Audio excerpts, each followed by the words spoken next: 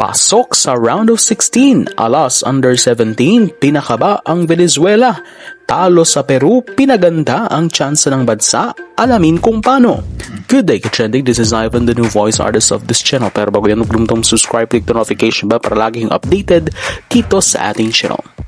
Hindi na kumpleto ng Alas Pilipinas Girls ang kanilang comeback laban sa bansang Venezuela, ngunit ang paglaban mula sa dalawang set na pagbaba upang pilitin ang isang decider ay sapat na upang makuha nila ang pwesto sa round of 16 ng FIVB Under 17 World Championship nitong madaling araw ng Miyerkules oras sa Pilipinas sa San Felipe, Chile.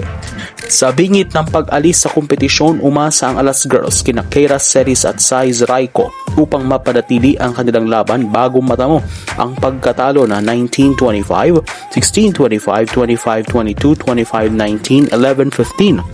Ang pagpapalawig ng laban sa 5th set ang kailangan lamang ng Pilipinas upang makuha ang tie-break point at malampasan ang bansang Mexico upang masungkit ang ticket sa round of 16.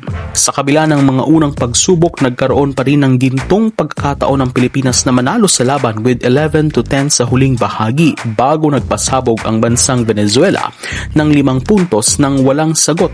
3 rito ay mula kay Yaleska Colina Lezama. Natapos ang Venezuela bilang pangalawang seed sa Pool B na may 3-2 win-loss record sa likod ng hindi natalong China. Ang Alas Girls naman ang naging kauna-unahang koponang Pilipino na umabot sa round of 16 ng isang World Championship sa kasaysayan ng volleyball. Haharapin nila ang AVC champion na South Korea na tinapos naman ang lahat ng 5 laro nito sa Pool D nitong Biyernes sa Santiago de Chile nang walang talo. Inabot ni Celis ang kanyang pinakamataas na puntos sa torneo na 24 na may 22 kills, 2 aces upang pangunahan ng Alas, habang sinamahan siya ni Raico na may 19 points, 17 attacks, 1 block, 1 ace. Si Jayana Bulandres naman na may 8 puntos habang si Madel Gale ay nagdagdag ng 6 na may 3 blocks na tampok. Pumutok naman si Yaleska ng Venezuela ng may pinakamataas na 27 points, si Amanda Pacheco at Fabiani Karima na may tig 15 and 14 points respectively, at nagdagdag si Antonella Lovera Pacheco ng 12 points.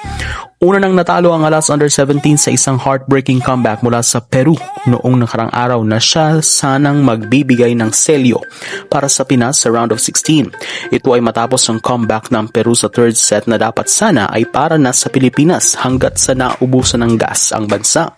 Sa 4th set na i-give up na ang laban. Pero ang talo na iyon ay mukhang mas nagpaganda pa ng tsansa ng ating girls sa round of 16 dahil nakapasok sila sa naturang stage at ika-4 na team sa Pool B. Kung sakali kasi na naipanalo iyon ng bansa at umangat ang Pilipinas sa ikatlong pwesto sa Pool B, ang makakatapat natin ay ang powerhouse team na Italy na isa rin sa favorites manalo sa torneo na ito. Ang Italian team kasi ang second best team sa Pool D, pero di may kakaila ang taglay nilang height and skill advantage kumpara sa atin. Hindi naman sa kaya natin agad matalo ang South Korea na undefeated at AVC champions, pero kung ikukumpara ang South Korea at Italy na itapat sa bansa, palagay ko ay di hamak na mas mainam pa rin para sa ating mga girls na makaharap na lamang sa round of 16 ang kapwa Asian team na Korea.